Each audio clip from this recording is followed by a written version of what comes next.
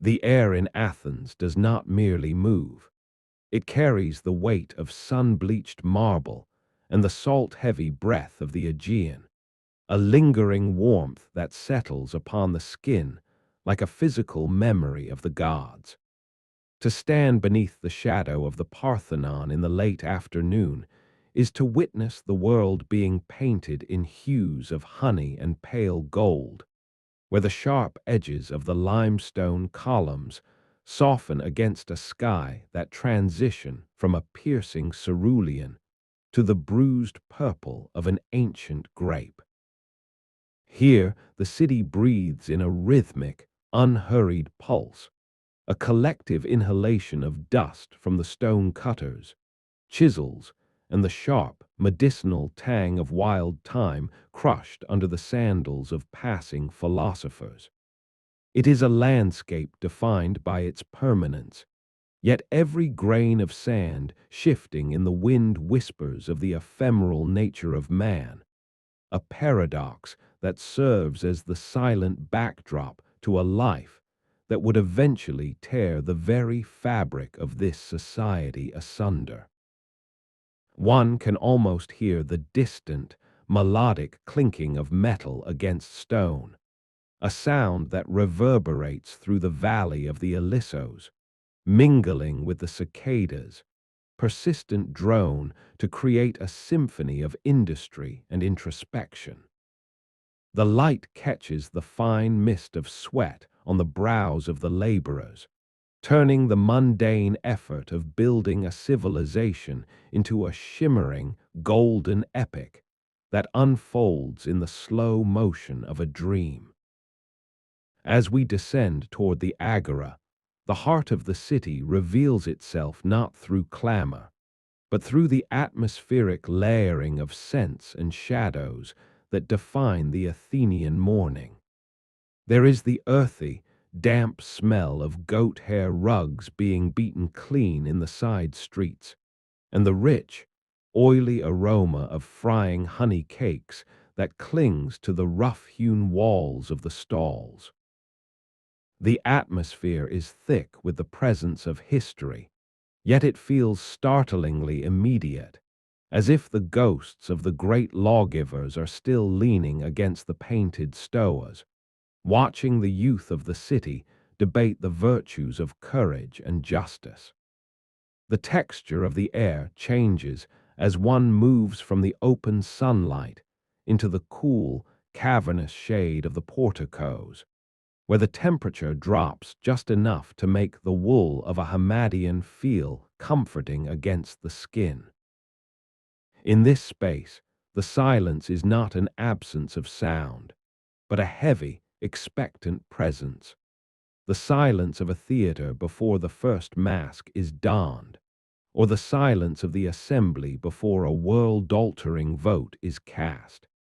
It is within this meticulously balanced world of order and chaos, of soaring white temples and muddy alleyways, that we find the traces of a man who refused to leave a single word behind, yet whose voice echoes with a clarity that the centuries have failed to dampen. Walking the path toward the Pnyx, the soles of one's feet become intimately acquainted with the uneven, silver-gray bedrock of the city, a surface worn smooth by the passage of thousands of citizens who came to argue for the soul of their democracy. The political climate is a palpable thing, a tension that hums beneath the surface of polite conversation like the low vibration of a distant storm. It is a time of transition, where the old certainties of the heroic age are beginning to fray at the edges, replaced by a restless, hungry intellect that questions the very foundations of the stars. You can see it in the way the elders gather in small, hustled groups, their fingers tracing the lines of their silver beards as they look toward the sea, wondering if the next fleet will bring prosperity or the crushing weight of empire. The legacy of the city is etched into every cistern and every weathered altar, a testament to a people who believed they could capture the essence of the divine in the proportions of a building or the meter of a poem. And yet, amidst this grandeur, there is a profound humility to be found in the small things. The way a stray dog sleeps in the shade of a votive statue, or the way a merchant carefully counts out his copper obols, his hands stained with the blue dye of the East. To understand Socrates is to first understand the dust of Athens, the way it clings to the hem of a robe, the way it tastes of salt and ancient lime, and the way it settles over the thoughts of a city that was both too brilliant and too fragile for its own good.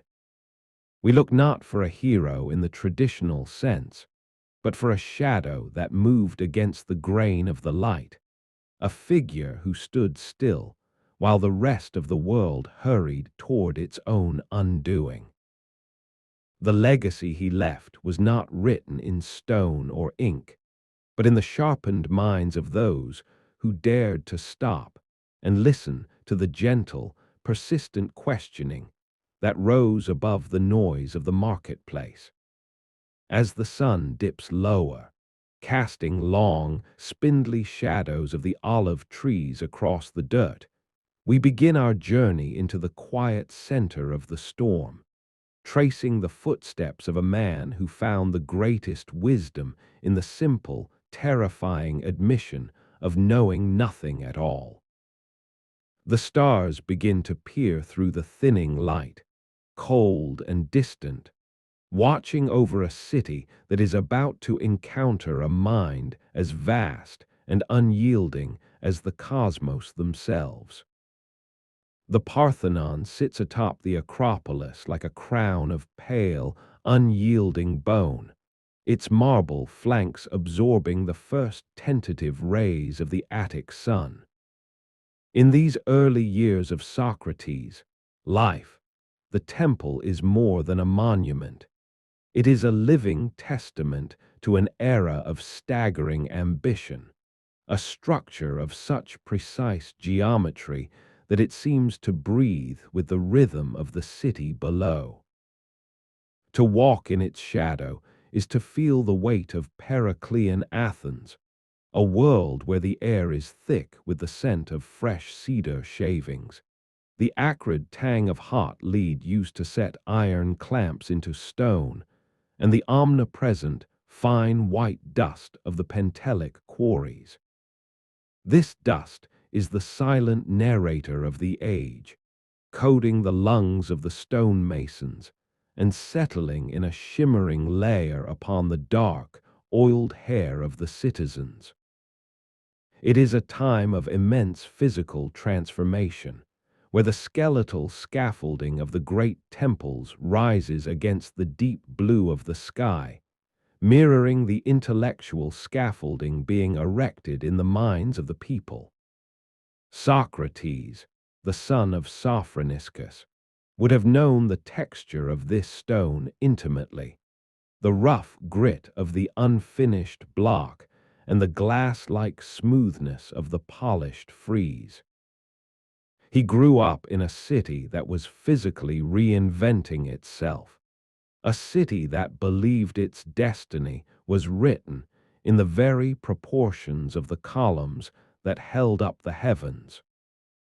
The neighborhood of Elopes, where the young Socrates first learned the cadence of Athenian life, was a place of modest stone dwellings and narrow, winding paths that smelled of wood smoke and dried figs.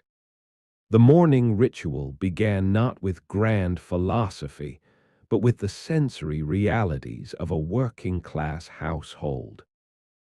One can imagine the rhythmic scrape of a pumice stone as a cloak was cleaned, the low lowing of oxen being led toward the city gates, and the persistent, metallic ring of the blacksmith's hammer from a nearby forge. In the heat of the midday sun, The shadows in the doorways offered a cool, indigo sanctuary, where the air stilled, and the only sound was the distant, liquid warble of a flute being practiced in a hidden courtyard. These were the formative sounds of a man who would later find the greatest music in the structure of a logical argument. The physical world of his youth was one of hard edges and tangible crafts. His father's work with stone required a patient, methodical understanding of resistance and yield, a philosophy of the hand that surely informed the philosophy of the mind that was to follow. Every strike of the chisel was a question posed to the rock, and every flake of marble that fell away was a step closer to the hidden form within. As we move through the winding streets toward the southern slopes of the Acropolis, the atmosphere shifts. The air here is cooler, shaded by the massive retaining walls, and carries the faint, sweet scent of the laurel trees that line the sacred precincts. Young Socrates would have walked these paths, his toes curling into the warm earth, watching the processions of the Panathenaic Way. The visual splendor of the city was at its peak. The statues were not the stark, white ghosts we see today, but vibrant, breathing figures painted in bold ochres, deep cinnabar reds, and startling Egyptian blues. The gods were everywhere, leaning from the pediments, standing in the niches of the streets, their painted eyes seemingly following the movements of the mortals below. This was a world where the divine and the mundane were inextricably linked by the artistry of man. The political climate, too, was a tapestry of vibrant color and sharp contrast. Under the leadership of Pericles, Athens was expanding its reach, its triremes cutting through the Aegean like silver knives, bringing back the wealth of empires and the strange, intoxicating ideas of distant lands. The city was a sponge, soaking up the mathematics of Egypt and the cosmology of Ionia, creating a pressurized environment where traditional piety began to rub against the abrasive surface of new, rational inquiry. The texture of life in the mid-5th century BCE was defined by the transition from the oral traditions of the poets to the written precision of the lawmakers.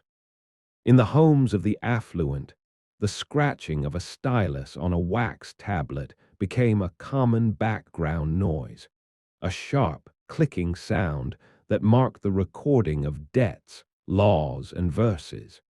Yet for the majority, the ear remained the primary gate of knowledge. Socrates lived in a world of voices. He heard the soaring, rhythmic cadences of the tragic poets in the theater of Dionysus, where the air was heavy with the smell of unwashed wool and the wine breath of thousands of spectators. He heard the sharp, staccato debates of the assembly, where words were used as weapons to sway the fate of nations. The very air of Athens seemed to vibrate with the friction of opposing ideas. It was a sensory overload of intellect. The shimmering heat haze over the Pnyx, the salt-crusted tunics of the sailors returning to Piraeus, and the cool, intellectual sanctuary of the gymnasia, where the scent of olive oil and sweat mingled with the dusty fragrance of the wrestling pits. In the evenings, as the sun dipped behind the Aegean mountains and the city was bathed in a bruised, violet light, the pace of life slowed to a more contemplative crawl. The hearth fires were lit, sending thin ribbons of blue smoke into the darkening sky, and the smell of roasting lamb and bitter herbs drifted over the rooftops. In these moments, the young Socrates might have sat on the stone steps of his home, watching the stars emerge one by one, wondering at the order of the cosmos that the new thinkers were beginning to describe not as the whim of the gods, but as the result of hidden, immutable laws. The silence of the night was deep and resonant, broken only by the occasional bark of a dog or the distant, rhythmic splashing of a trireme's oars in the harbor. It was a silence that invited questioning. The shadow of the Parthenon, stretching long and dark across the valley of the Ilissos, served as a constant reminder of the city's reach toward the eternal. Yet, beneath that shadow, the everyday business of living continued, the mending of nets, the grinding of grain, the quiet conversations of neighbors over cups of watered wine. This first chapter of his life was written in the language of the senses and the vernacular of the craftsman. There was no sudden epiphany, but rather a slow, atmospheric accumulation of observations. He observed the way a potter's wheel spun, creating order out of a lump of wet clay. He observed the way a politician's voice could rise and fall to mimic the sound of truth without ever touching its essence. He felt the coldness of the marble under his hand and the heat of the Athenian sun on his neck, and in the tension between those two extremes, his character began to take shape. The city was his classroom, and every stone, every scent, and every shifting shadow was a lesson in the complexity of being. The Parthenon stood as a symbol of Athenian perfection, but Socrates was beginning to look at the cracks between the stones, the places where the human element faltered and the questions began. The stage was set, the atmospheric conditions were perfect, and the young stonecutter's son was beginning to listen to a voice that no one else could hear, a voice that would eventually lead him far beyond the sun-drenched walls of his beloved city. As we linger in this early Athenian morning, let us breathe in the scent of the wild sage and the drying mud of the river banks. Let us feel the rough texture of the homespun wool against our skin and hear the distant, melodic ringing of the city's many labors. The world of Socrates is a world of profound physical presence, a world that is about to be challenged by the invisible power of a single, persistent mind.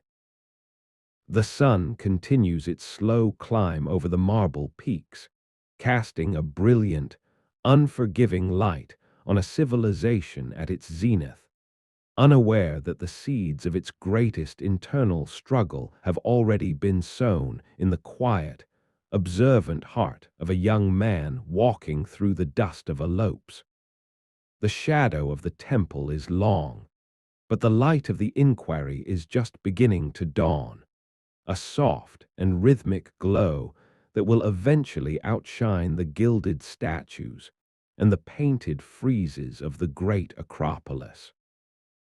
The transition from the contemplative shade of the stonecutter's workshop to the sun-scorched brutality of the front lines was not merely a change of scenery, but a profound recalibration of the soul. As a citizen of Athens, Socrates was bound by the sacred and heavy obligation of the hoplite, a role that required him to provide his own panoply, the bronze and leather shell that would transform him from a thinker into a wall of metal. Imagine the weight of the dory, the 6-foot ash spear, resting against a shoulder that had previously only known the light pressure of a philosopher's cloak. The wood was smooth, seasoned by oil and time, ending in a leaf-shaped bronze head that caught the unforgiving Aegean light with a dull, predatory glint. To be a hoplite was to exist within a sensory cocoon of heat and claustrophobia. The Corinthian helmet, a masterpiece of terrifying geometry, encased the head in cold bronze, narrowing the world to a thin horizontal slit of vision, and muffling the screams of the battlefield into a rhythmic, underwater thrum.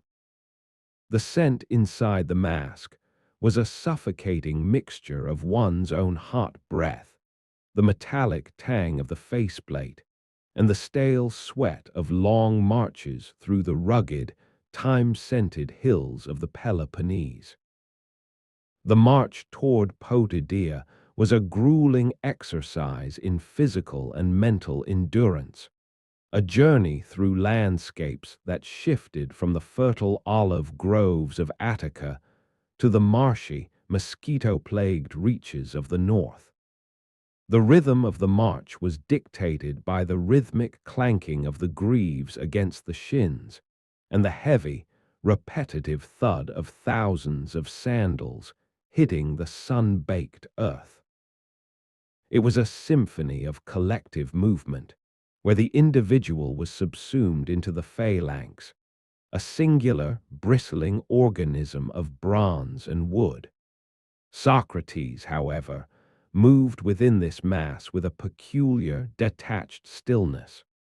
While other men complained of the biting winter frost that turned the ground into a jagged glass of frozen mud, he was observed walking barefoot, his feet seemingly indifferent to the crystalline cold that cracked the skin of his comrades. He moved through the snows of Thrace with a quiet, rhythmic gait, his mind perhaps wandering through the abstract geometries of virtue, while his body endured the raw, physical reality of the blockade. The air in the north was different from the honeyed breath of Athens. It was sharp, thin, and tasted of pine resin, and the approaching iron-gray storms of the Euxine Sea. The siege of Potidaean was a lingering, atmospheric nightmare of attrition. The soldiers lived in a state of suspended animation, camped in the damp chill of the Chalcidice Peninsula, where the salt spray from the sea crusted onto their armor, and the nights were filled with the low, mournful lowing of hungry camp animals. In this environment, the silence of the siege was more taxing than the clamor of the assault. It was a heavy, expectant silence, broken only by the occasional splash of an oar or the distant, rhythmic chanting of the enemy behind their walls. It was here, amidst the muck and the misery, that the legend of Socratic endurance began to crystallize. One morning, as the mist clung to the shoreline like a damp shroud, Socrates was seen to stand in a single spot, lost in thought. The sun rose, burning away the fog to reveal the glittering expanse of the sea, and still he did not move. The midday heat descended, turning the camp into a shimmering oven of dust and flies, yet he remained a statue of flesh and bone. By the time the stars emerged, cold, distant lanterns in the Thracian sky, his fellow soldiers brought out their bedding just to watch him, wondering at a man who could so completely retreat into the citadel of his own mind that the physical world ceased to exist. When the silence was finally shattered by the roar of battle, the sensory experience was one of overwhelming, chaotic intimacy. The phalanx is not a place of grand maneuvers, but of a terrifyingly close-up struggle, a world reduced to the sight of the man to your right's shield edge, and the smell of the blood and earth churned up by trampling feet. The sound of a bronze-tipped spear striking a shield was not a sharp crack, but a deep, resonant boom that vibrated through the chest cavity. The air became thick with the copper scent of spilled blood and the acrid smoke of burning pitch. In the retreat from Delium, a later and more crushing engagement, Socrates' character was forged in the furnace of defeat, while others fled in a panicked, disorganized swarm, their shields cast aside in a desperate bid for speed. Socrates moved with the same rhythmic, deliberate pace he used in the agora.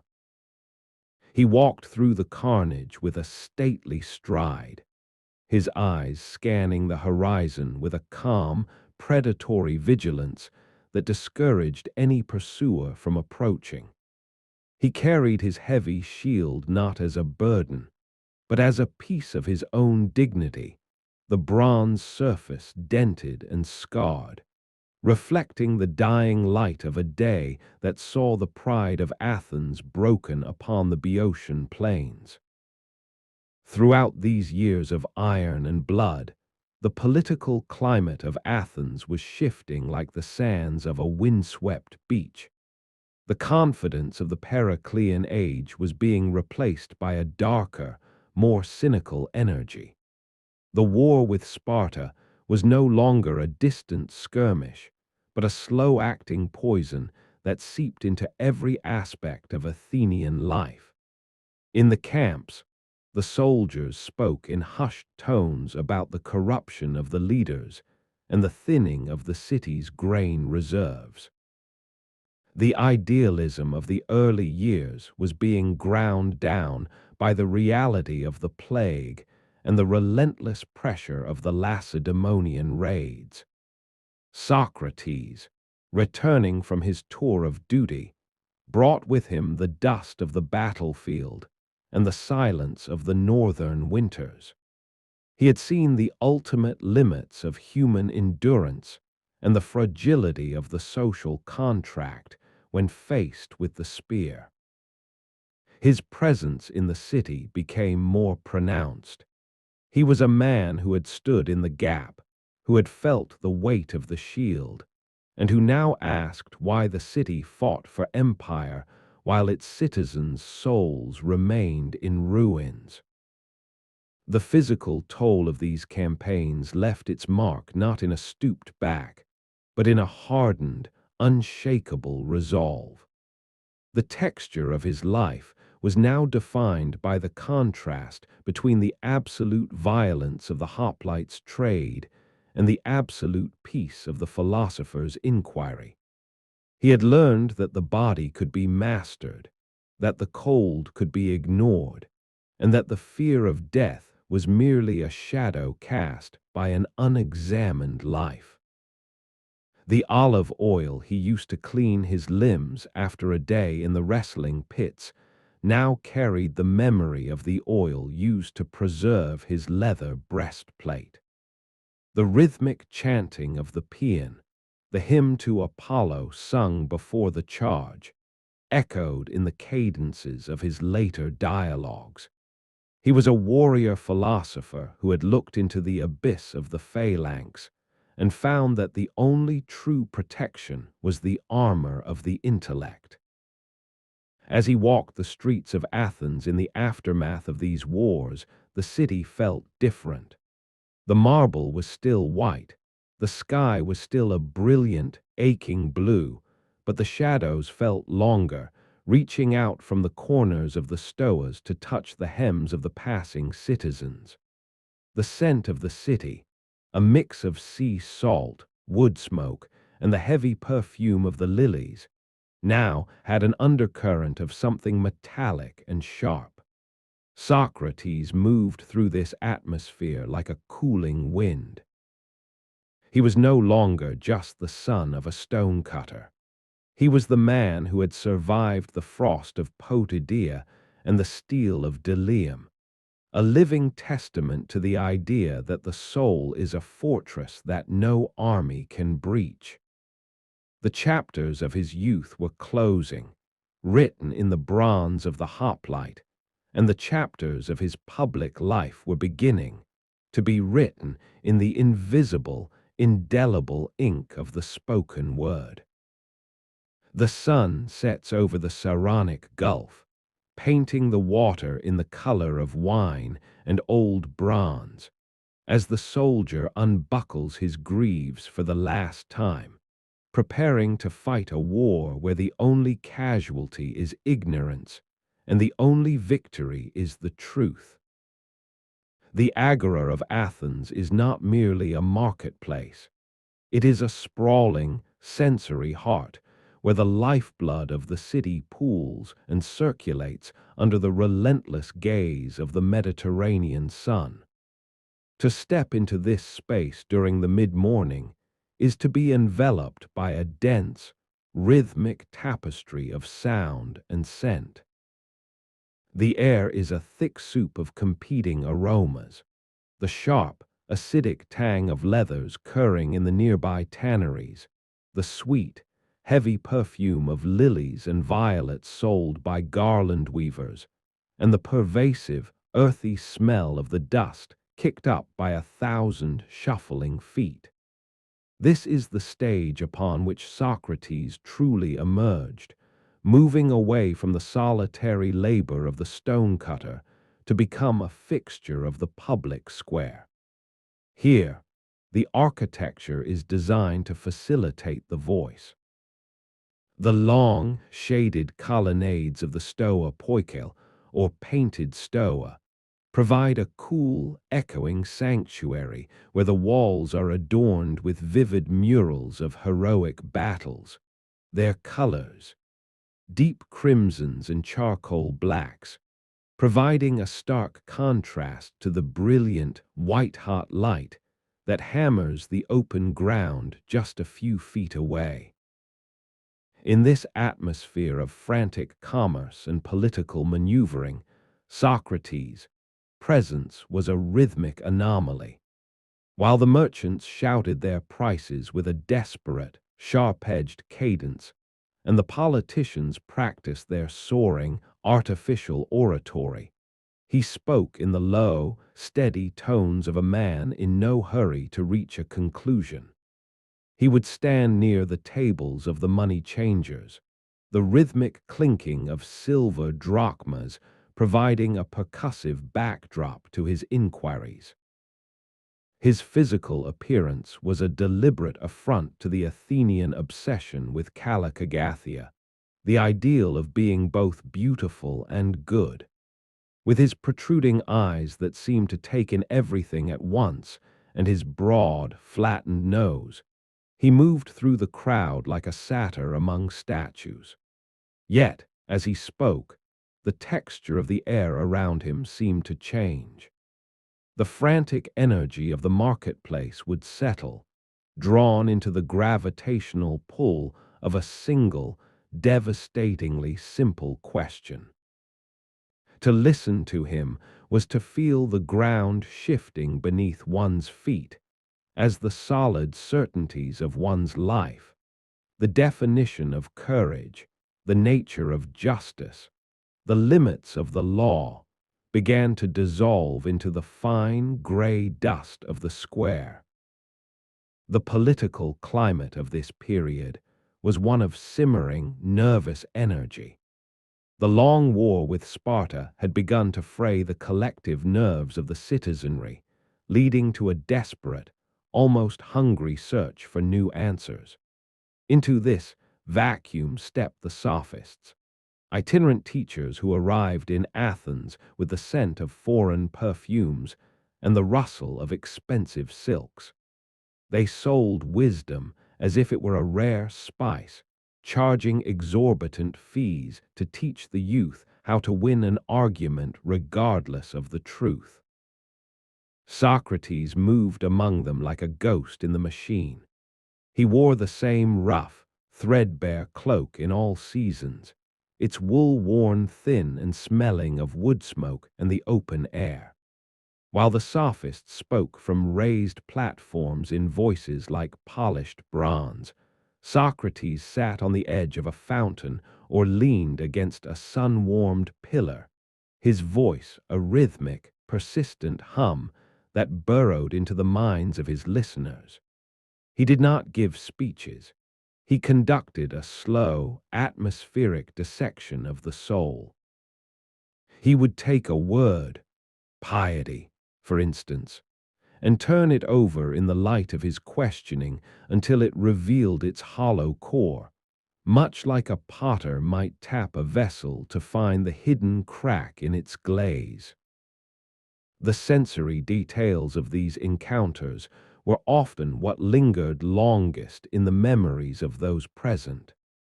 There was the feeling of the sun's heat intensifying on the back of one's neck as an argument stretched into the afternoon, the taste of the dry, chalky air, and the visual spectacle of a young aristocrat, dressed in the height of fashion, slowly losing his composure under the steady, unblinking gaze of the barefoot philosopher.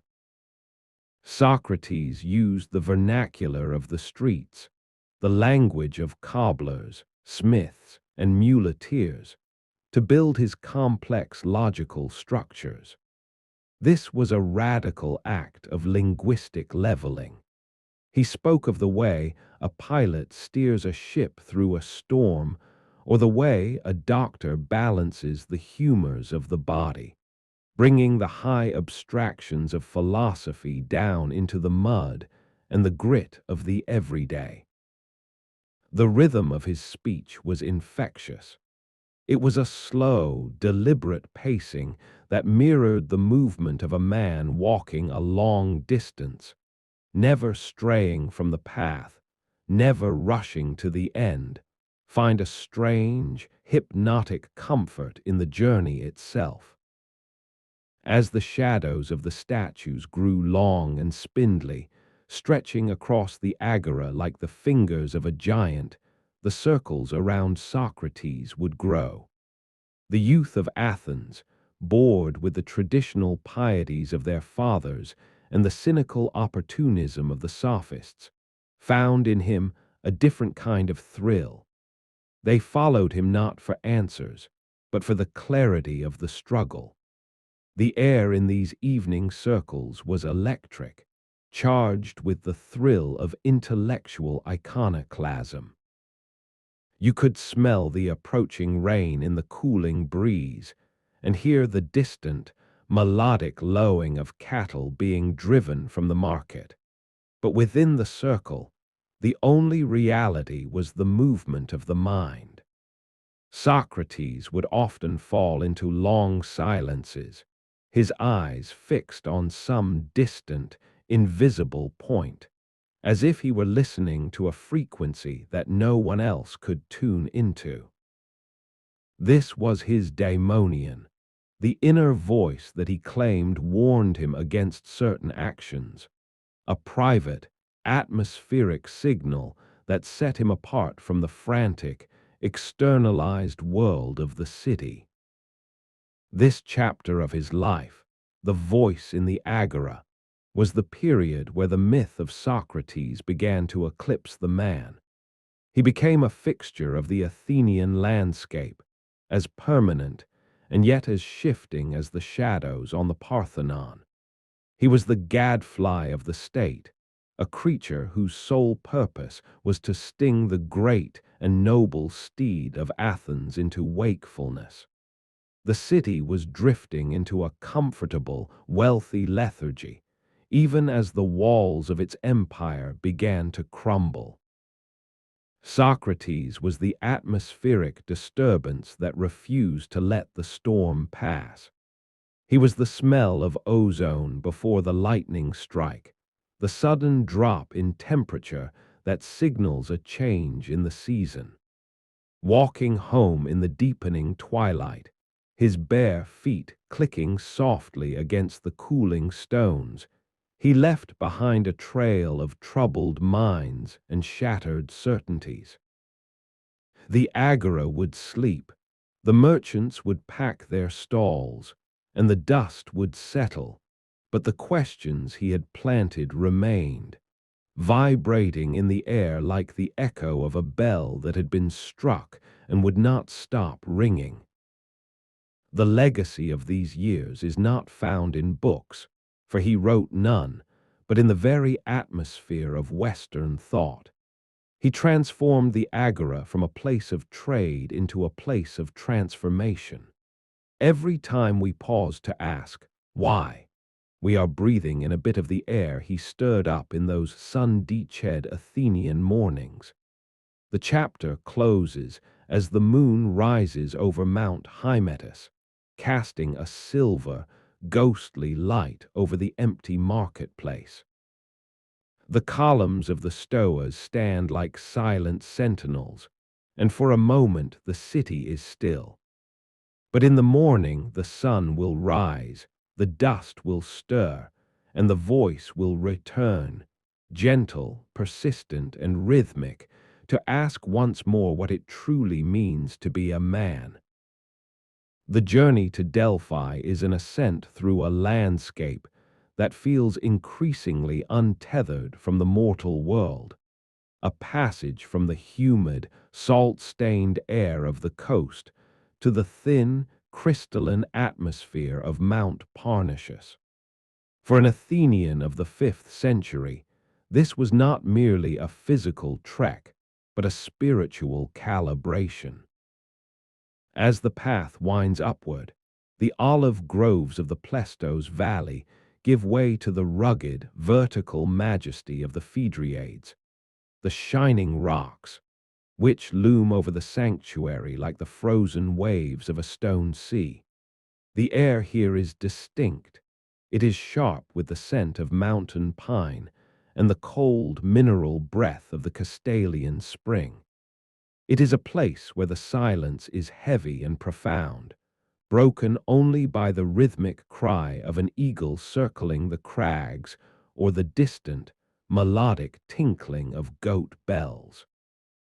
This was the setting for the event that would irrevocably alter the trajectory of Socrates' life, and by extension, the history of human thought.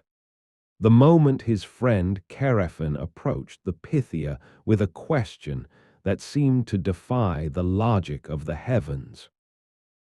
The sanctuary of Apollo is a sensory masterpiece of order carved into the side of chaos.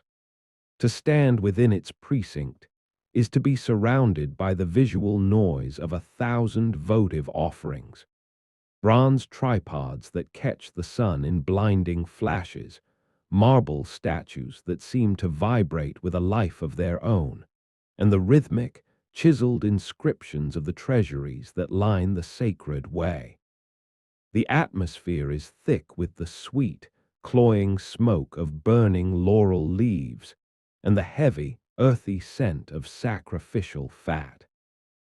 It is a pressurized environment, both physically and psychologically.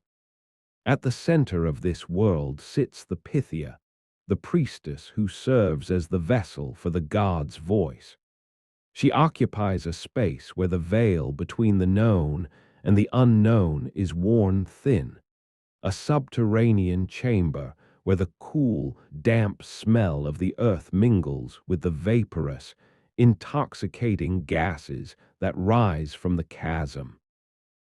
When the oracle spoke, the words were not a clear stream of logic, but a rhythmic, cryptic pulse, a riddle wrapped in the cadence of a god. The message that Chaerephon brought back to Athens was a thunderclap in a clear sky. The oracle had declared that no man was wiser than Socrates. To the modern ear, this might sound like a grand accolade, but to Socrates, it was a terrifying burden, a divine paradox that demanded resolution. The atmosphere of his life changed in that instant. Imagine him receiving this news in the familiar dust of the agora. The sun would have felt just as warm, the scent of the honey cakes just as sweet, but the world had suddenly become an interrogation chamber. He was a man who lived by the conviction that he knew nothing of value, yet the God, who cannot lie, had named him the wisest. This contradiction became a weight he carried with every step, a silent, rhythmic thrumming in his mind that drove him to test the truth of the divine word. He did not accept the title with pride. He accepted it with a restless, agonizing duty to prove the God wrong, or to discover a meaning that lay hidden beneath the surface of the words. This divine mandate transformed his casual inquiries into a systematic mission of atmospheric deconstruction. He began to seek out those who held the highest reputations for wisdom, the statesmen, the poets, and the master craftsmen. He moved through the city like a slow-moving storm, entering the grand houses of the elite, where the air was perfumed with imported oils, and the floors were cool, intricate mosaics.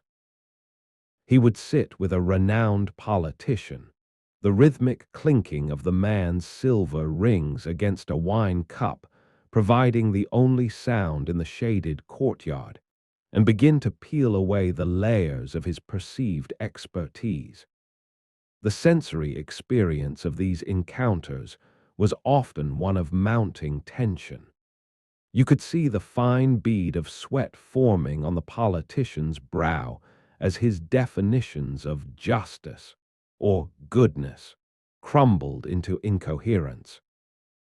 The smell of the jasmine hanging over the garden walls would seem to sharpen, and the rhythmic splashing of the fountain would grow louder in the awkward silences that followed Socrates, persistent, gentle, why? As he moved from the politicians to the poets, the landscape of his investigation shifted. In the dressing rooms of the great theater, amidst the heavy scent of makeup and the towering, grotesque masks of the tragedies, he found that the creators of beauty could not explain the source of their own inspiration. They spoke with the voices of gods, but when questioned in the rhythmic prose of the street, they were as lost as the men they portrayed. Socrates realized that their wisdom was a kind of divine madness, a fleeting vapor that left no solid residue of understanding. Finally, he turned to the craftsmen, the potters, the tanners, and the blacksmiths.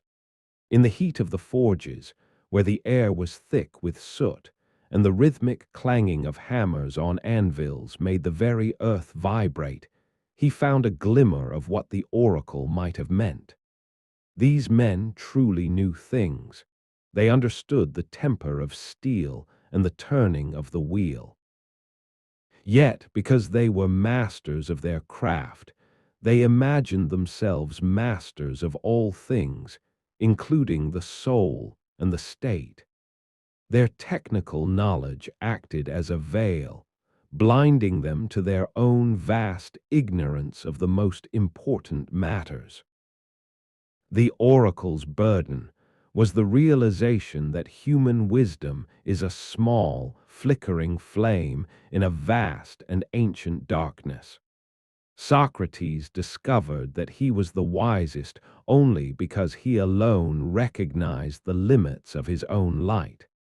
This epiphany was not a source of comfort, but a call to a difficult, rhythmic labor. He became the city's mirror, reflecting back the emptiness of its pretensions. The political climate of Athens, already strained by the ongoing war and internal strife, began to react to his presence with increasing irritability. He was no longer just a curious character in the agora. He was a divine irritant, a man who had been given a mission by Apollo himself to wake the city from its intellectual slumber. The air around him began to carry a hint of danger, a sharp, metallic edge that presaged the coming conflict. He was the gadfly, and the sting of the god's word was beginning to draw blood. As evening falls over the city, the light of the setting sun catches the golden tip of Athena's spear atop the Acropolis, a beacon of certainty in an uncertain world. But down in the winding streets, Socrates continues his walk, his bare feet moving in a rhythmic, unhurried pace. He carries the burden of Delphi not as a crown, but as a cross-examination. The scent of the night-blooming cereus begins to fill the air, and the first stars appear, those same stars that watch over the silent, stone peaks of Delphi. The oracle had spoken, and the echo of that voice now lived in the mind of one man, a persistent, rhythmic questioning that would not be silenced until the truth was found or the life was ended. The journey from the mountain had brought him back to the dust, but the dust would never be the same again. The art of the midwife is one of patient, rhythmic observation, a labor conducted in the dim, amber light of oil lamps where the air is thick with the scent of birth blood, warm water, and the sharp, medicinal tang of pennyroyal. Socrates often spoke of his mother, Phaenarete, whose hands had guided countless lives into the Athenian sun, and he saw in her trade the perfect mirror for his own. He did not claim to be a teacher of wisdom, for a midwife is often past the age of bearing children herself, but rather a facilitator of the soul's delivery.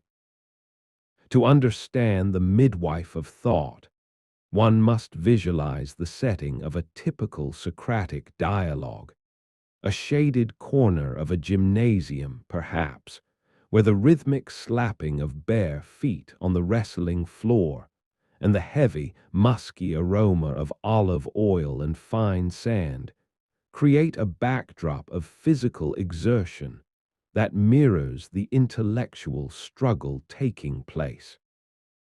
Here, the atmosphere is one of intense, quiet focus, a sanctuary of inquiry held together by the steady, unhurried cadence of a man who knows that truth cannot be forced, only coaxed into the light. The process of the Maieutic method, the Socratic midwifery, was a sensory journey of discomfort and eventual release. It began with the labor pains of the mind, a state of aporia or perplexity where the student's long-held certainties began to fracture. Imagine a young man like Theaetetus, sitting on a stone bench, the sun casting the dappled shadows of a plane tree across his face. As Socrates questions him, the air seems to grow heavier, the silence between sentences lengthening like the shadows of the late afternoon. The student feels a physical constriction, a tightness in the chest, as the words he once used so confidently now fail him. Socrates watches this with a rhythmic, steady gaze, his voice never rising in frustration, but rather dipping into a lower, more soothing register. He is looking for the phantom pregnancy, the false ideas and inherited prejudices that must be cleared away before a true, living thought can be born. The atmosphere is charged with the friction of two minds grinding against one another, a slow, deliberate heat that eventually burns away the dross of opinion. In these moments, the political and social climate of Athens felt far away, yet its influence was everywhere. The city was a place of high-stakes rhetoric and polished veneers, a society that prized the appearance of knowledge over the possession of it. Socrates' midwifery was a radical act of vulnerability. In the grand houses of the wealthy, where the walls were painted with scenes of heroic myth, and the floors were cool, dark marble, he would sit among the cushions and the wine jars, smelling the expensive frankincense burning in the braziers. He would take a young aristocrat, a man groomed for leadership and power, and lead him through a rhythmic series of admissions that stripped him of his public mask. The sensory contrast was profound.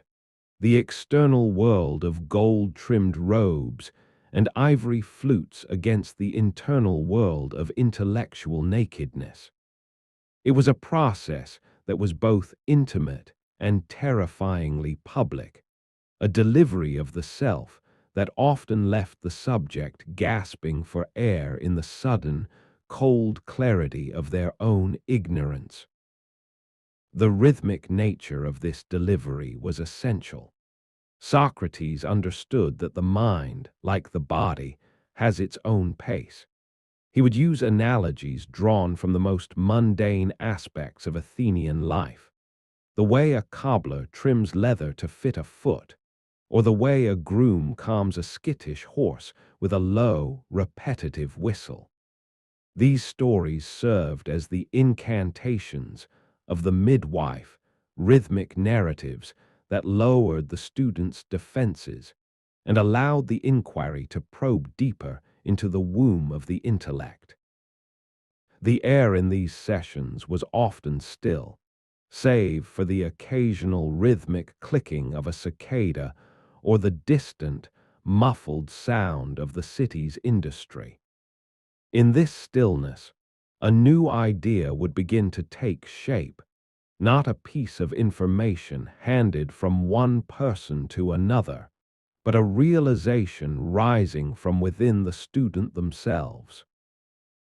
It was a moment of profound atmospheric shift, like the breaking of a fever or the first breath of a newborn, where the world suddenly looks sharper, more vivid, and infinitely more complex. Socrates' own role in this was one of rhythmic self-effacement. He claimed to be barren of wisdom, a vessel that was empty so that it might be filled by the labor of others. This was his most enduring and frustrating quality for those who sought easy answers. He was the catalyst, the atmospheric condition that made the birth possible, yet he remained apart from the result. He moved through the city with the same unhurried, rhythmic gait regardless of whether he had just helped birth a profound insight or had watched a student stomp away in a fit of prideful anger. The scent of the city, the salt, the dust, and the wood smoke clung to him as he walked home in the twilight, his mind already preparing for the next labor.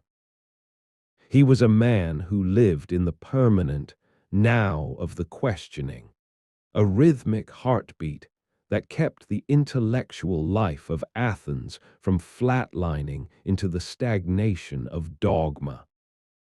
As the years progressed, the midwife of thought became a figure of both reverence and suspicion. To some, he was a holy man, a conduit for a higher, clearer reality. To others, he was a dangerous subverter of tradition, a man who taught the youth to question the very foundations of the home and the state. The atmosphere of Athens was darkening, the long shadows of the war finally merging with the internal shadows of political decay. Yet, in the small, quiet circles around Socrates, the labor continued. The light of the lamps flickered against the stone walls. The scent of the night air drifted through the open courtyards, and the rhythmic voice of the midwife could be heard, asking, probing, and waiting. He was the guardian of the unborn thought, the man who knew that the greatest gift one can give to another is not the truth itself, but the painful, beautiful capacity to find it. The chapter of the midwife ends not with a conclusion, but with a beginning, the birth of the individual conscience. In the rhythmic exchange of the dialogue, the Athenian citizen was being transformed into a philosopher, a lover of wisdom who understood that the examined life is the only one worth living. The sun sets over the Piraeus, casting a long, golden path across the water that looks like a road to another world. Socrates turns away from the sea and walks back into the heart of his city, his bare feet moving in that familiar, unhurried pulse.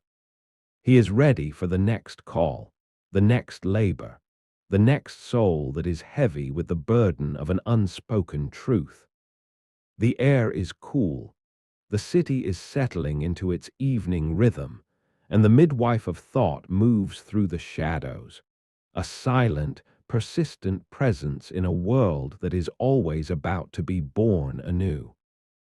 The atmosphere of Athens in the year 430 BCE underwent a transformation so total and so terrifying that the very smell of the city changed from the sweet fragrance of honey and laurel to the heavy, sickly sweet odor of decaying flesh and the acrid smoke of 1,000 funeral pyres. The plague did not merely arrive. It descended like a physical shroud, a thick, invisible fog that seeped through the cracks of the city walls and settled into the lungs of the populace. To understand the plague and the peril, one must first visualize the claustrophobia of the long walls, those great stone arteries connecting the city to the port of Piraeus, which were now packed with refugees from the countryside. The air in these cramped quarters was stagnant and hot, vibrating with the rhythmic, frantic buzzing of flies and the low, agonizing moans of the stricken. It was a sensory hellscape, where the traditional order of the Greek world dissolved into a chaotic struggle for a single, cool breath of air. Socrates moved through this landscape of death with a rhythmic, almost supernatural detachment. While the greatest physicians of the age fell to the sickness, their tinctures of wine and wormwood proving useless against the heat of the internal fire, the philosopher remained untouched. One could see him walking through the Keramakos, the potter's quarter, where the rhythmic clinking of the artisans had been replaced by the frantic scraping of shovels as mass graves were prepared. The scent of the city was now dominated by the heavy, oily smoke of the pyres that burned day and night, turning the Athenian sky into a bruised, charcoal-gray canvas. Yet, in the midst of this atmospheric rot, Socrates' routine remained unchanged. He still wore his single, rough-hewn cloak. He still walked barefoot over the parched, dusty earth. And he still spoke in the same calm, rhythmic tones that had defined his life in the years of plenty. To the panicked citizens, he appeared as a ghost of the old world, a man whose physical constitution seemed as unyielding as the marble of the Acropolis. The sensory details of the plague were a grotesque parody of Athenian life.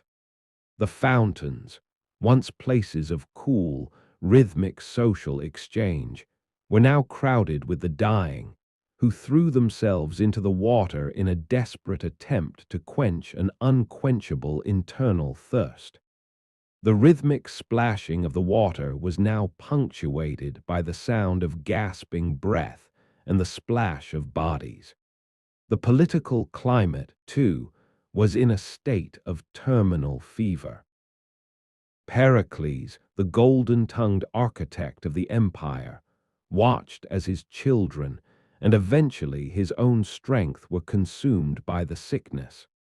The air in the assembly was no longer charged with the electricity of ambition, but with the sharp, metallic tang of fear. Laws were ignored. The gods were cursed or abandoned. The smell of incense in the temples was replaced by the stench of neglect, as the citizens realized that piety offered no shield against the microscopic invaders. In this vacuum of authority, the very concept of justice began to fray, replaced by a desperate, rhythmic pursuit of immediate pleasure before the darkness fell. Socrates' presence during this time served as a profound psychological anchor. He did not offer medical cures or prophetic promises. Instead, he offered the rhythmic consistency of a mind that refused to be colonized by terror. He would sit near the long walls, the atmosphere thick with the dust of the huddled masses, and ask a grieving father or a dying soldier what it truly meant to be courageous in the face of the inevitable. This was not cruelty, but a form of spiritual triage. He understood that the plague of the body was less dangerous than the plague of the soul, the descent into lawlessness and nihilism that threatened to destroy Athens more effectively than any Spartan spear or Thracian sickness. The rhythmic pace of his questioning acted as a heartbeat for a city that was losing its own pulse.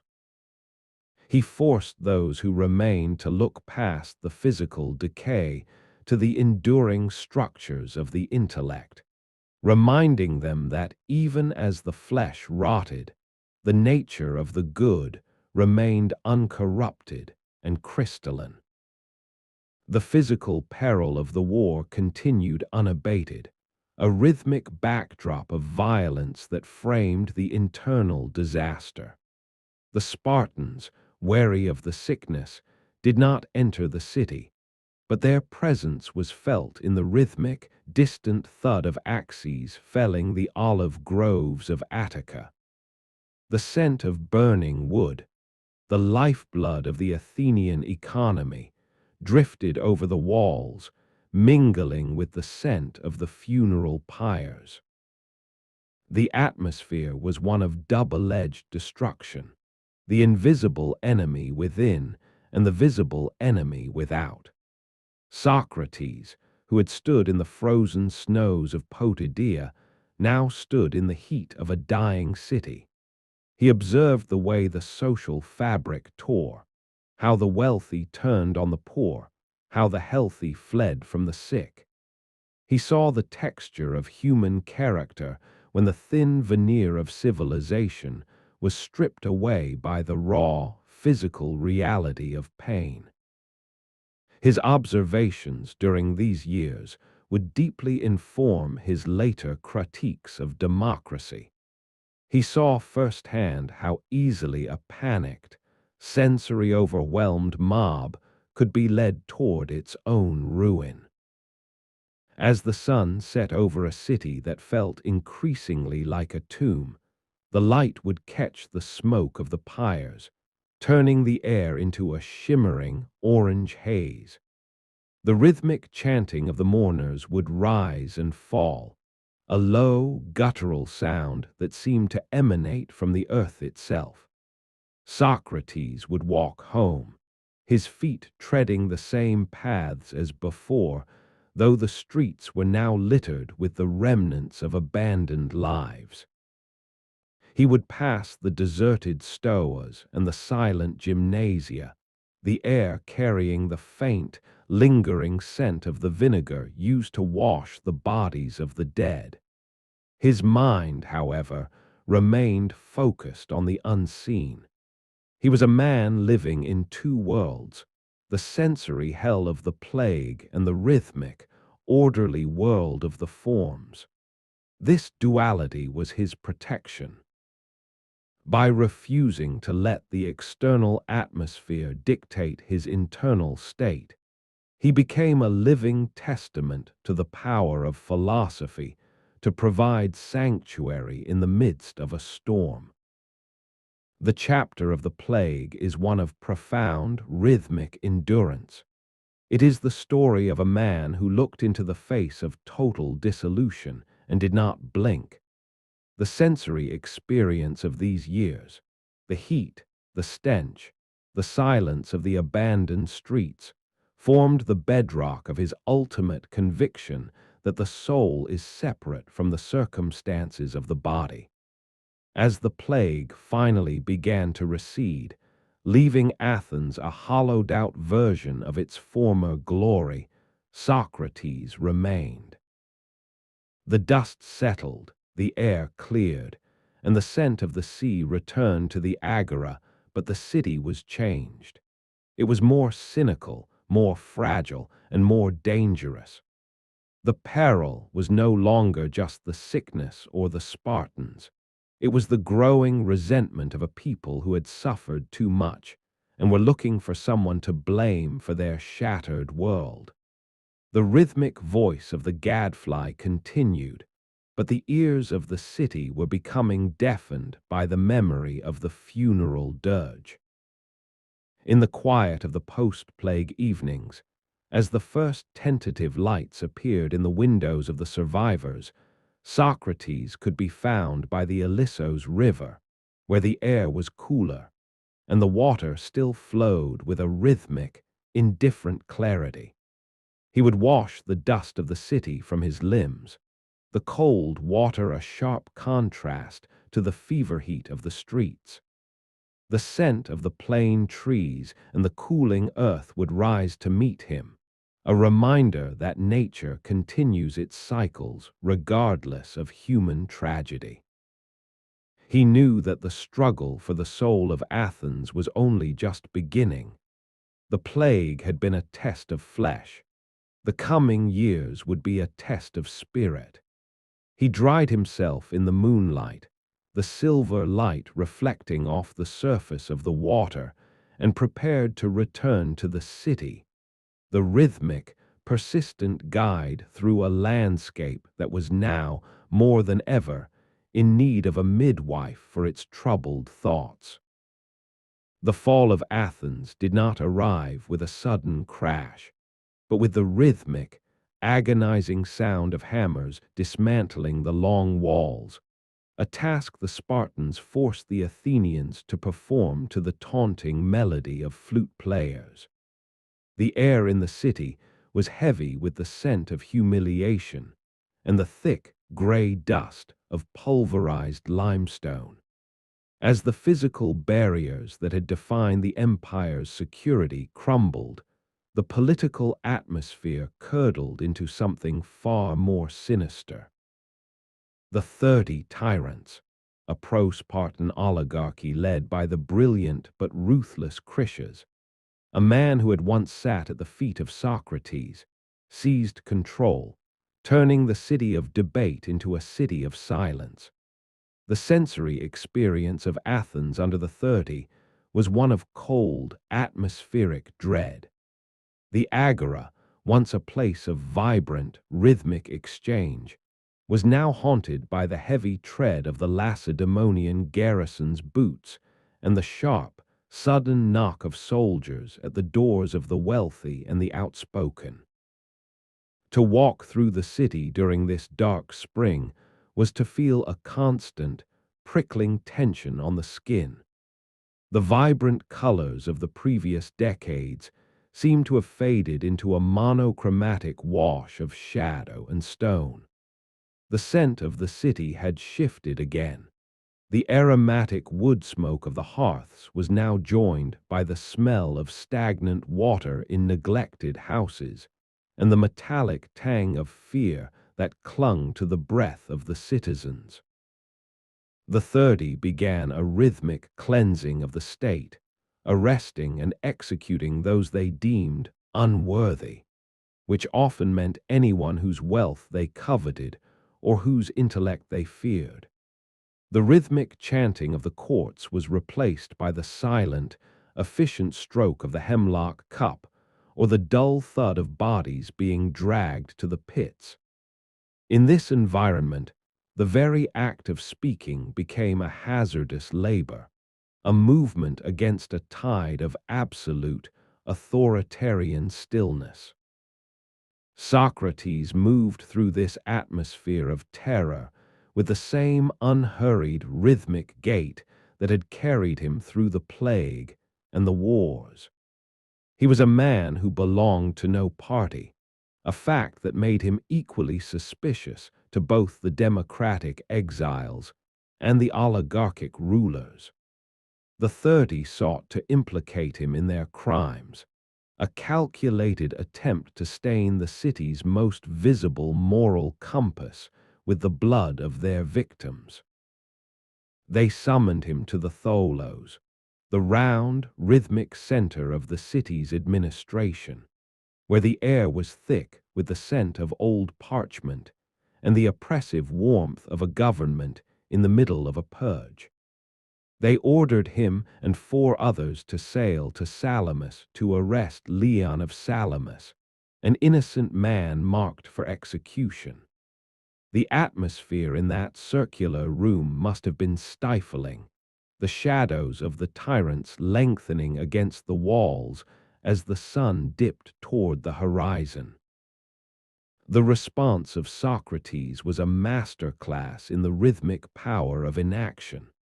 While the other 4 men, gripped by the sensory reality of the swords at their backs, hurried to the harbor to do the tyrant's bidding, Socrates simply walked home. He did not make a grand speech. He did not raise a hand in protest. He merely turned his back on the command and returned to his quiet, rhythmic life in Elopes. The air around him as he walked home was cool and carried the scent of night-blooming jasmine, a sharp contrast to the suffocating moral rot he had left behind in the tholos. By doing nothing, he did everything. He demonstrated that the soul's allegiance to justice is a rhythmic constant that no political climate, however violent, can disrupt. He lived in the atmospheric presence of the laws of the universe, which made the laws of the tyrants appear as fleeting and insignificant as the dust motes dancing in a beam of fading light. The texture of life under the 30 was defined by a specific kind of sensory deprivation. The gymnasia were quiet, the theaters were empty, and the rhythmic pulse of intellectual inquiry was stifled by the threat of the informer. Critias, knowing the power of Socrates' tongue, issued an edict forbidding the teaching of the art of words.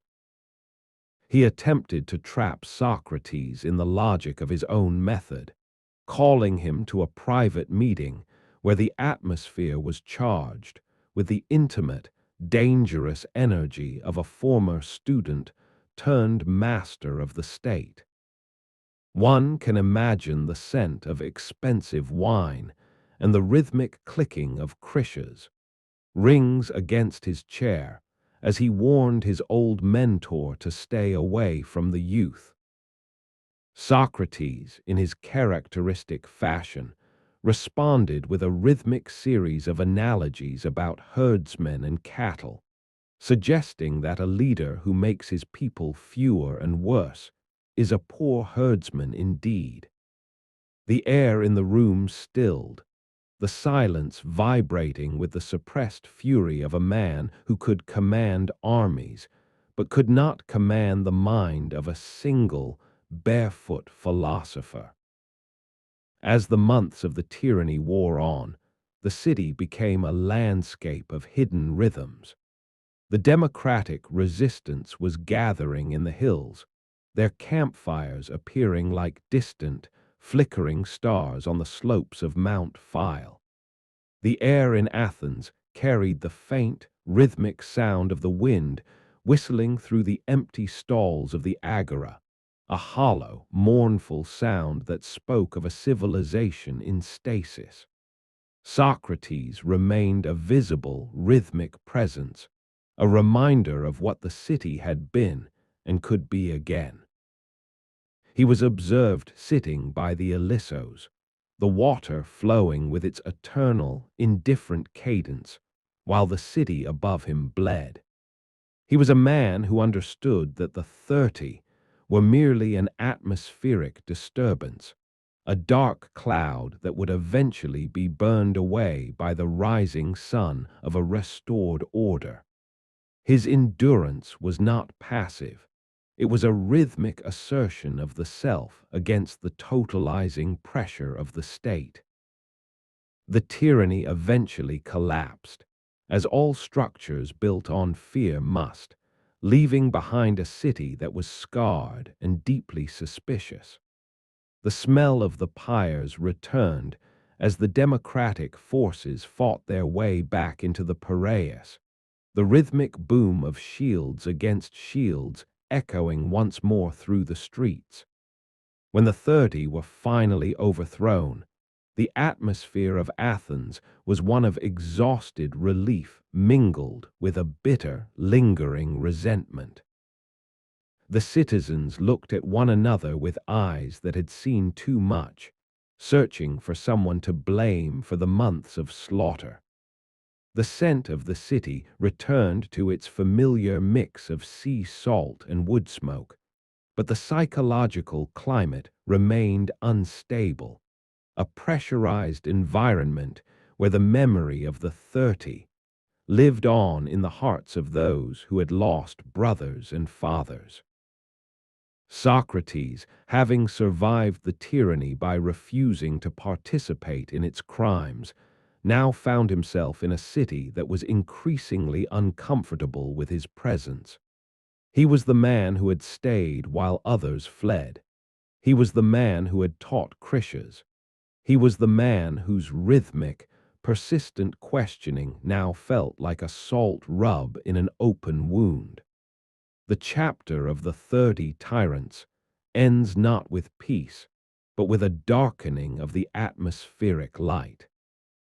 The sun sets over a liberated Athens, but the shadows it casts are long and sharp, reaching toward the man who had refused to move. The rhythmic voice of the gadfly continued to hum through the agora, but the city, in its fragile and wounded state, was beginning to find the sound unbearable. The air was clear of the tyrants, but it was filling with the scent of a new and final accusation. The year 399 BCE arrived in Athens, not with the clarion call of a new era, but with a stale, lingering heat that seemed to trap the city's anxieties within its ancient walls. The political climate had shifted from the sharp terror of the 30 tyrants to a fragile, nervous restoration of the democracy, a government that felt its own weakness like a phantom pain in a lost limb. To walk through the agora in these months was to experience an atmosphere of profound suspicion. The air was no longer merely thick with the scent of roasting meat and saltare. It was heavy with the smell of old grudges and the sharp, metallic tang of the informer's tongue. The citizens moved with a rhythmic, hurried pace, their eyes darting toward the shadows of the stoas, searching for ghosts of the recent past. It was within this pressurized environment that the first formal whispers of the accusation began to coalesce into a physical reality, a document written on a crisp sheet of papyrus that would change the course of Western thought. The sensory weight of the accusation, the graph, began at the royal stoa, the seat of the king archon, where the laws of the city were maintained. Imagine the sound of the scratching stylus on the wax tablets, a rhythmic, repetitive clicking that felt like the ticking of a clock. The air in the stoa was cool and smelled of damp stone, and the cedar oil used to preserve the official records. It was here that Meletus, a young poet with a thin, reedy voice and a countenance of practiced piety, delivered the charge. The document was an atmospheric death sentence wrapped in the language of tradition. Socrates is guilty of not recognizing the gods whom the state recognizes, and of introducing other new divinities, and he is also guilty of corrupting the youth. The texture of the words was deliberately broad, a net designed to catch a man who had spent 70 years navigating the currents of the city with rhythmic, unyielding integrity. To understand the accusation, one must feel the specific sensory details of the three men who stood behind it. There was Meletus, the poet, whose robes smelled of the cheap incense of the lesser temples; Anytus, the wealthy tanner and powerful democratic leader, whose hands bore the faint, acrid scent of the leather trade, and whose heart was hardened by the loss of his son to the siren song of philosophy; and Lycon, the rhetorician, whose voice was as polished and hollow as a silver vessel.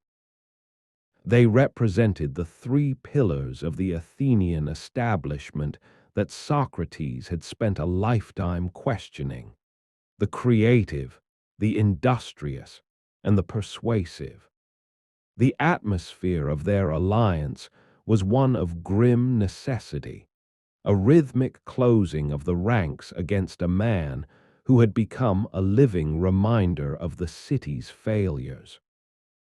The political climate demanded a scapegoat, a way to purge the collective guilt of the war and the tyranny, and the barefoot philosopher in the worn cloak was the most visible target in the city.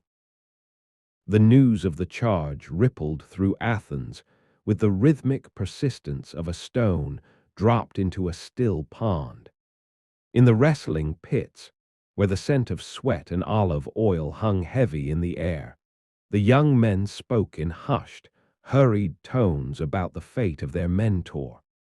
In the homes of the elite, over cups of deep red wine that tasted of resin and the sun-drenched hills of Chios, the elders debated whether the city could truly afford to silence its most famous gadfly. Socrates himself received the news with a rhythmic, unnerving calm.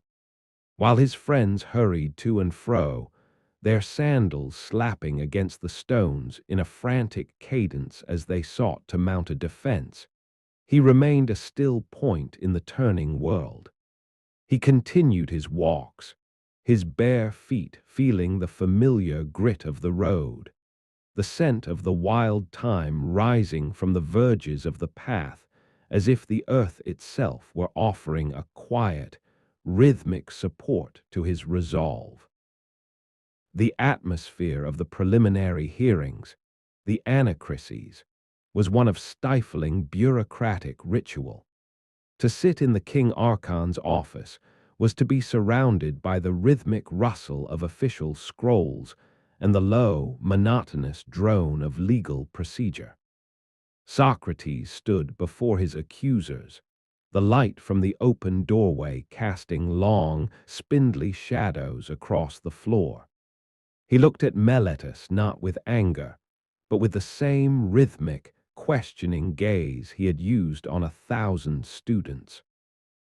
The air was thick with the scent of the city's industry, the distant smoke from the pottery kilns and the salt spray from the harbor, reminding everyone present that while they debated the nature of the gods, the mundane world of Athens continued its unhurried pulse.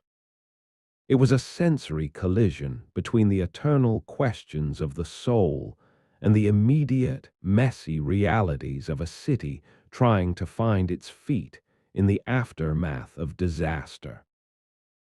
As the date of the trial approached, the psychological climate of the city became increasingly volatile.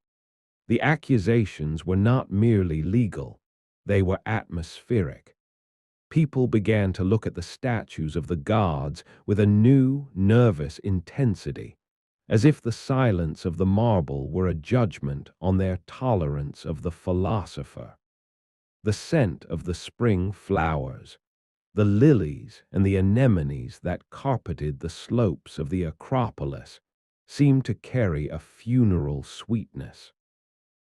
The rhythmic chanting of the religious festivals felt more desperate, a frantic attempt to appease the heavens and restore the old certainties.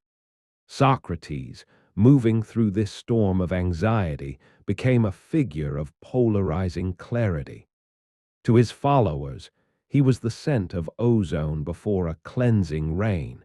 To his enemies, he was the smell of rot that had invited the plague and the defeat. He refused to hire a speechwriter, a logographer, whose rhythmic, artificial prose might have swayed the jury. He chose instead to rely on the same rhythmic, honest speech that had defined his life in the marketplace. The texture of these final days of freedom was one of heightened sensory awareness. Every cup of watered wine, every rhythmic sunrise over Mount Hymettus, and every quiet conversation in the shade of a plane tree took on a crystalline significance. Socrates observed the city with the detached intimacy of a man who knows he is looking at something for perhaps the last time. He felt the rough wool of his cloak, smelled the wood smoke of the evening fires, and heard the distant, melodic ringing of the city's many labors with a rhythmic, profound gratitude. He was a man who had made himself at home in the world by questioning it, and now the world was asking him to pay the price for his residency. The accusation was the final question posed by Athens, a rhythmic challenge that demanded not an answer of words, but an answer of being. As the sun sets on the eve of the trial, casting a bruised, purple light over the Saronic Gulf, the city of Athens waits in a state of suspended animation. The rhythmic washing of the waves against the stone piers of the Piraeus is the only sound in the deepening twilight. The scent of the night air is cool and tastes of salt and ancient dust. Socrates sits in his home, the oil lamp casting a flickering, rhythmic glow against the walls he has known for a lifetime. He is ready.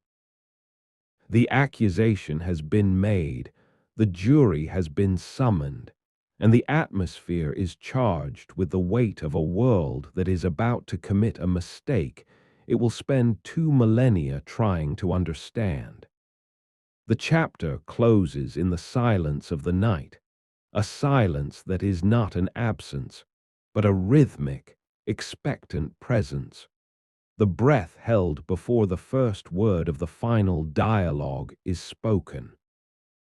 The trial of Socrates was not merely a legal proceeding. It was a sensory immersion into the raw, pulsating heart of Athenian democracy. 501 jurors, a sea of weathered faces, calloused hands, and eyes clouded by the dust of war, sat upon the wooden benches of the Heliaea, their communal breath creating a warm, damp mist in the morning air. The atmosphere was thick with the smell of unwashed wool, the sharp tang of cheap wine, and the earthy scent of the nearby tanneries that drifted in on a restless breeze. To stand in the center of this assembly was to be encased in a rhythmic, low-frequency hum of murmurs and shifting bodies, a sound like the distant crashing of waves against the rocks of the Piraeus. This was the trial of the gadfly, a moment where the architectural grandeur of the city met the messy, unpredictable reality of its people. Meletus spoke first, his voice thin and rhythmic, a nervous staccato that seemed to vibrate with the artificiality of a prepared script. He pointed a trembling finger at the philosopher, the light catching the sweat on his brow, making him appear like a minor actor in a tragedy who had forgotten his lines. The jurors listened with a heavy, judgmental silence, the only sound being the rhythmic clicking of their wooden voting discs, the pseudoi, as they fidgeted with them in their pockets. The political climate was palpable, a thick, invisible pressure that demanded a return to the old gods and the old ways. When Socrates finally rose to speak, he did not adopt the soaring, rhythmic cadences of the professional orators. He spoke with the same unhurried, conversational tone he used when discussing the price of olives or the temper of steel. The air in the court seemed to clear for a moment, the rhythmic honesty of his voice cutting through the cloying perfume of Meletus's rhetoric. Socrates' defense was a masterclass in atmospheric disruption. He did not plead. He did not bring his weeping children before the jury to pull at their heartstrings, a sensory tactic common in the Athenian courts that filled the air with the smell of salt and the sound of practiced sorrow. Instead, he maintained a rhythmic, steady interrogation of the city itself. He spoke of the daemonian, that inner voice that acted as a private, atmospheric signal, and he reminded the jurors of his service in the snows of Potidaean.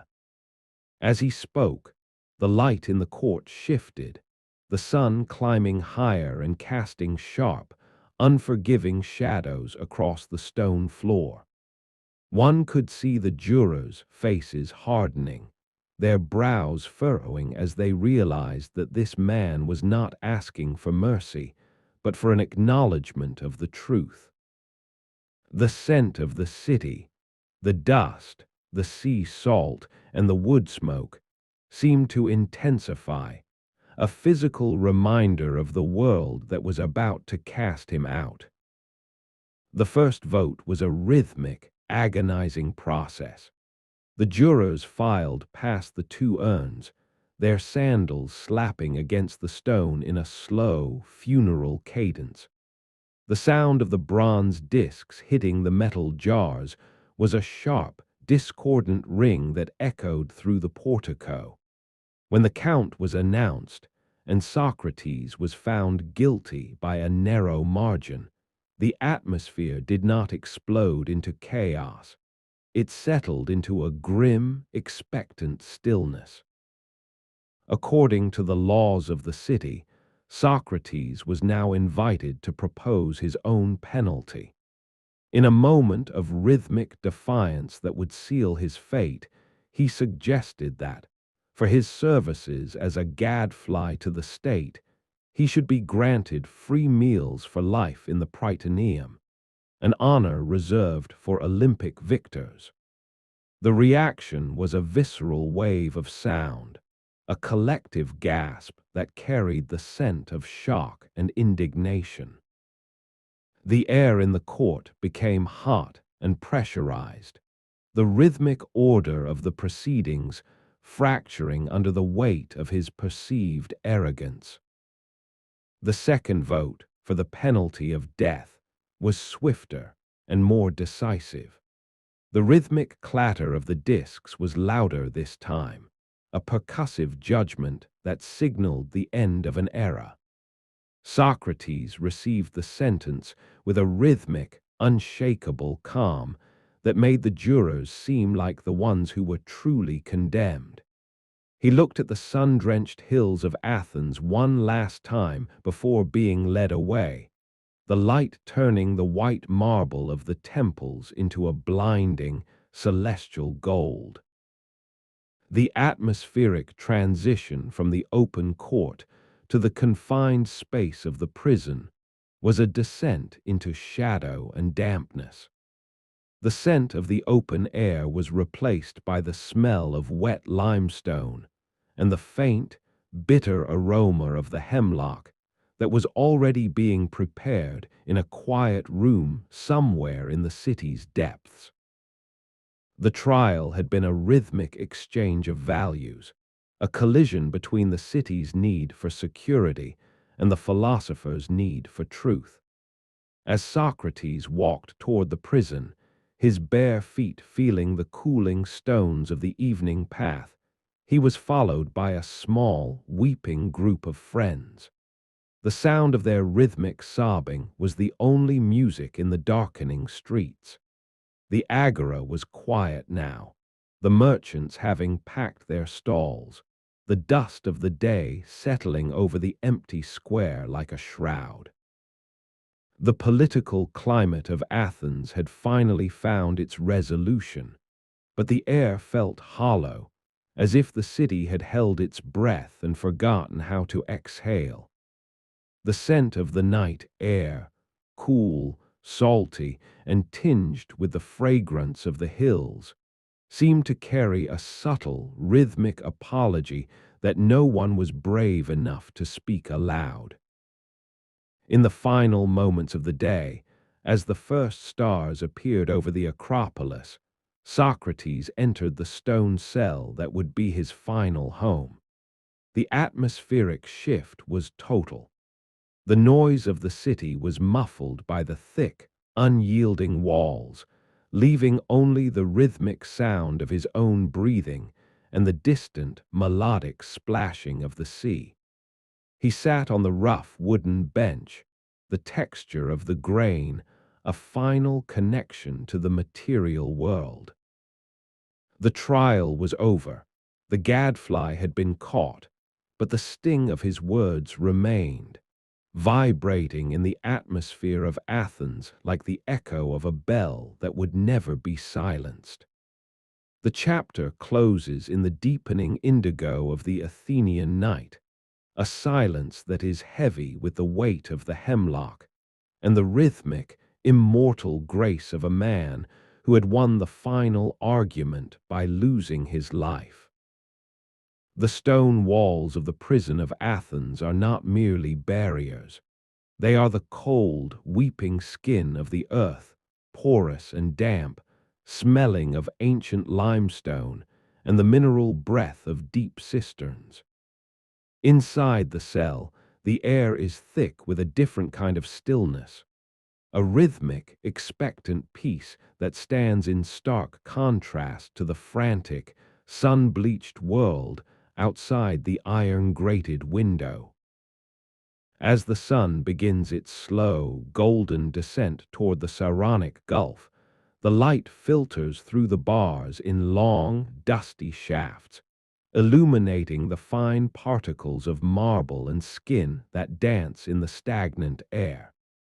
This is the sunset at the prison, the final movement in a 70-year symphony of inquiry. Socrates sits upon a rough-hewn wooden bench, the texture of the grain pressing against his skin, his bare feet resting on the cool, uneven floor.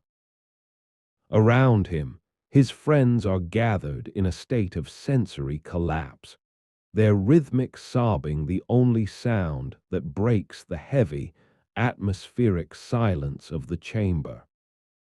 The atmosphere of this final day is defined by a strange, intellectual lucidity.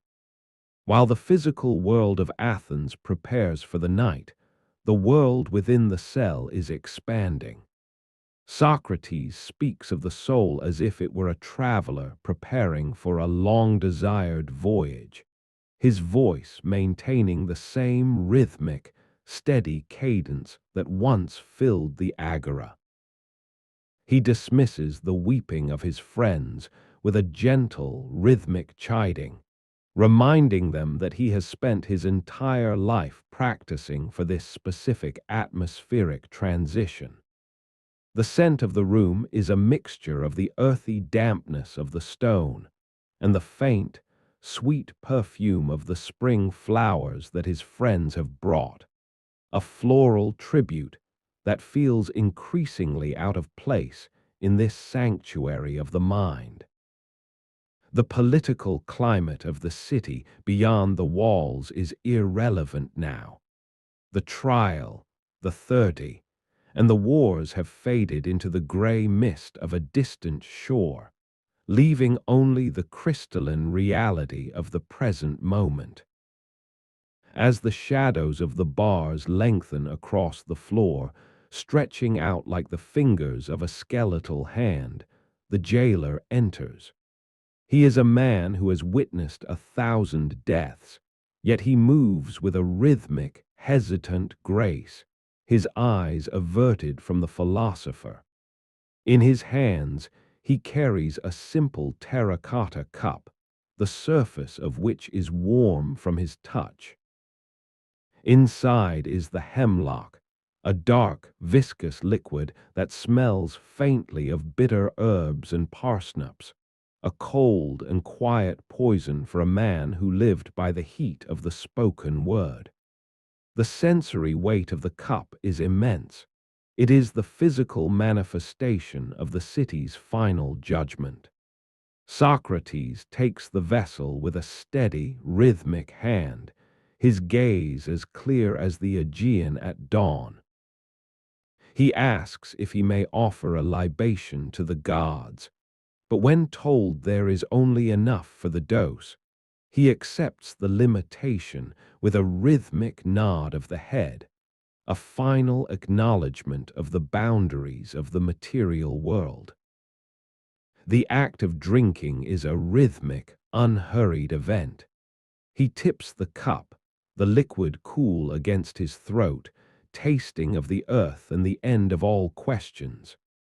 As he returns to the bench, the atmosphere in the cell shifts from one of dialogue to one of profound, observational silence. The hemlock begins its work not with a roar, but with a rhythmic, creeping coldness. Socrates describes the sensation with the detached curiosity of a scientist, the numbness starting in the toes, a slow, icy tide that moves up the legs, turning the living flesh back into the stone from which he once carved his statues.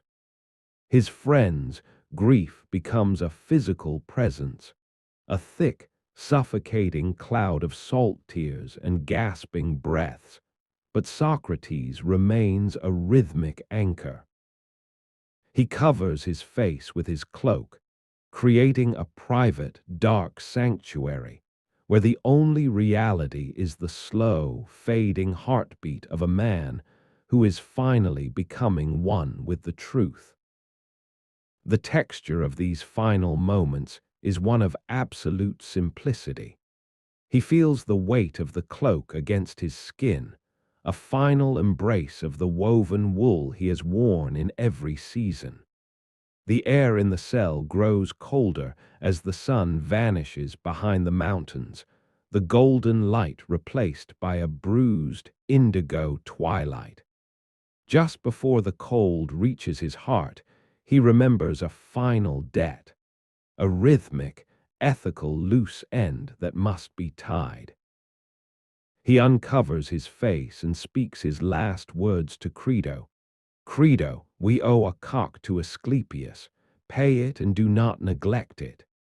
It is a request for a sacrifice to the god of healing, a rhythmic joke of the highest order, for he views death not as an end, but as the final cure for the fever of life.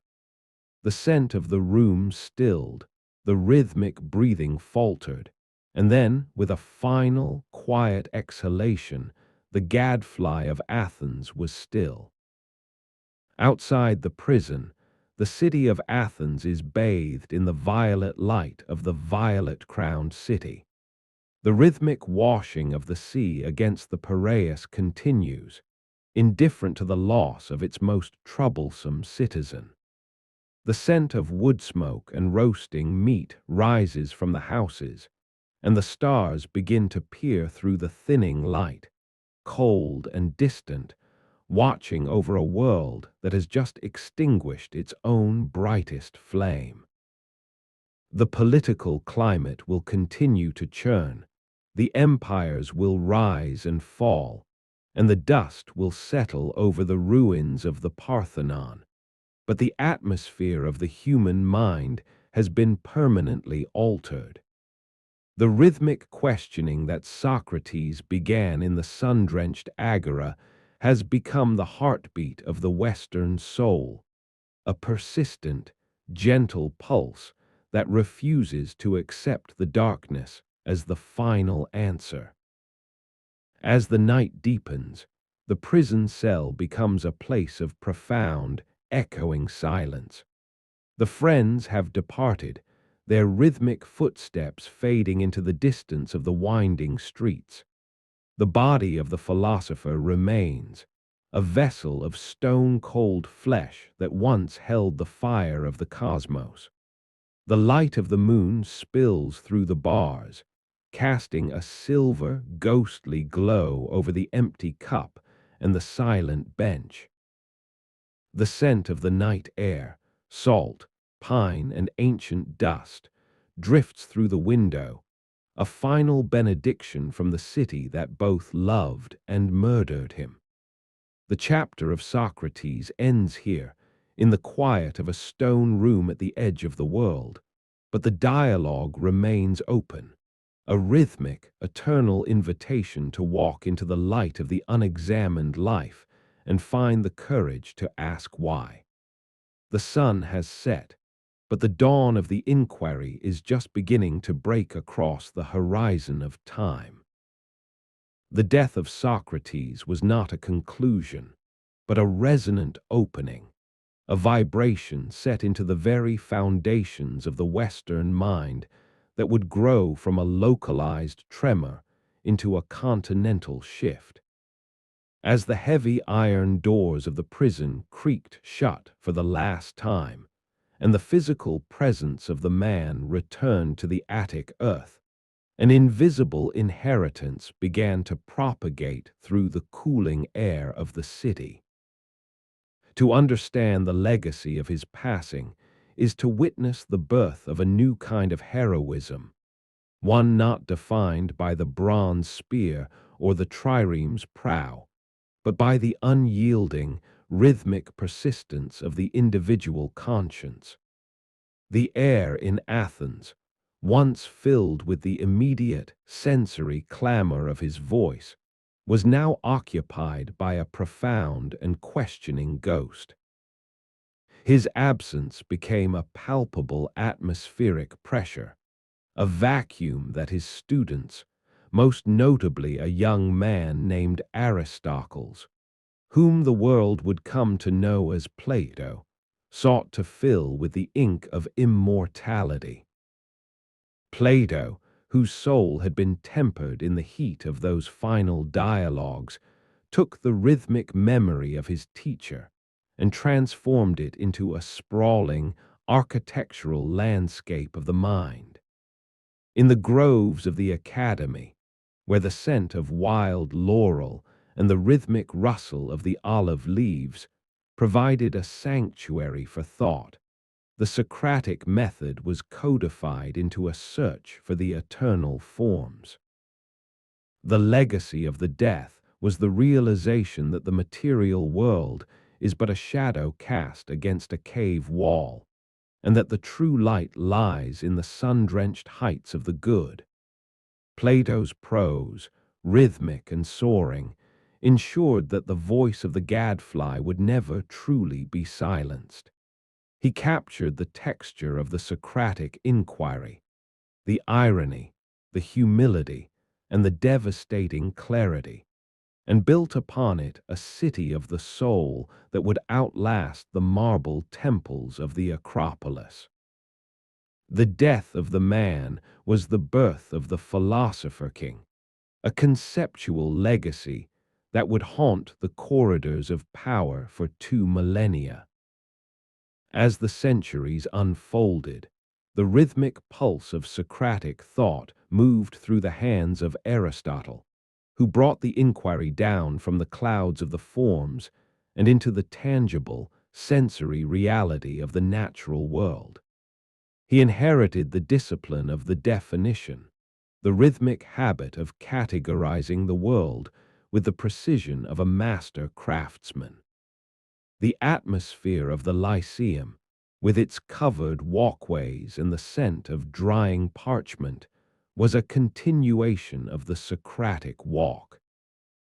Aristotle turned the why of his master's master into a systematic how, tracing the rhythmic patterns of biology, ethics, and politics, with a mind that had been taught to never accept a surface-level truth. The legacy was a commitment to the empirical, a belief that the cosmos is a readable text, and that the human intellect is the instrument capable of deciphering its rhythmic laws.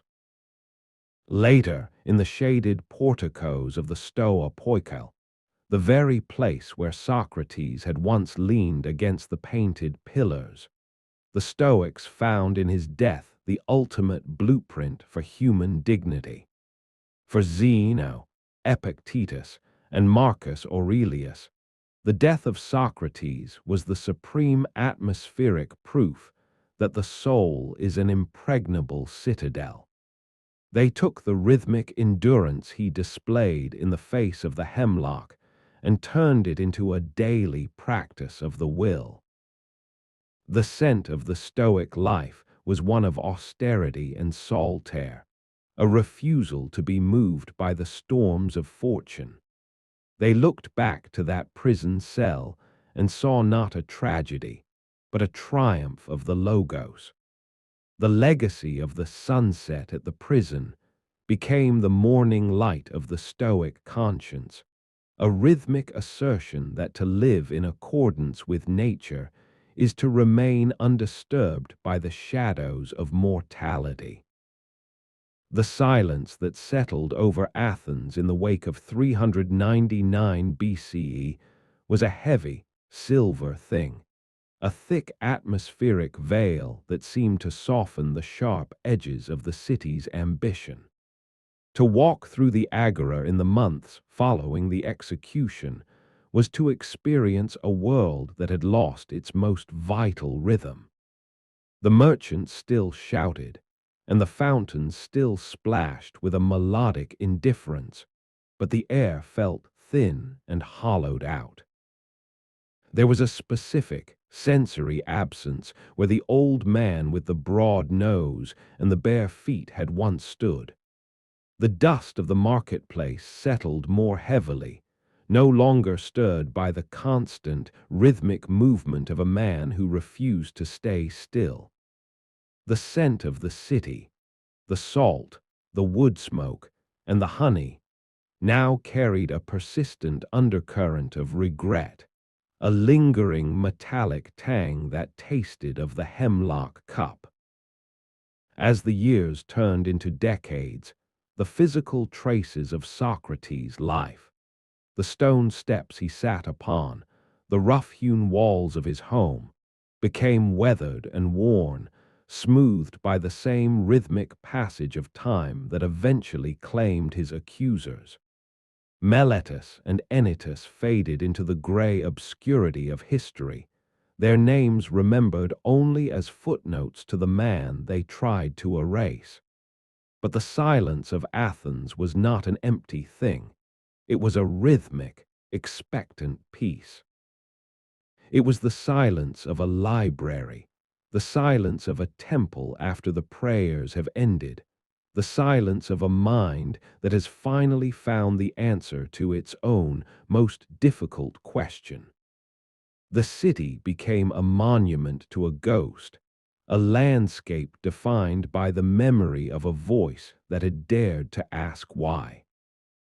In the final, slow-motion descent of the Socratic sun, we find a note of profound and lasting rest.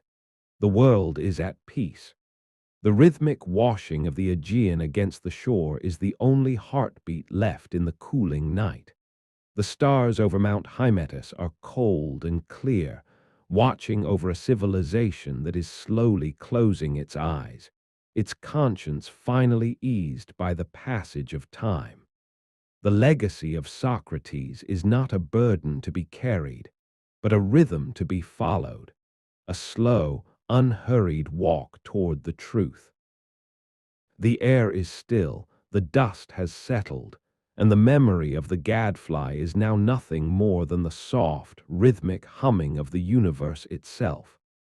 We lean back into the shadows of the stoa, breathing in the scent of the night-blooming jasmine, and let the questions fall away. The inquiry is complete. The midwife has finished his work. The city is asleep, and in the deep, rhythmic silence of the ancient world, there is finally and eternally rest.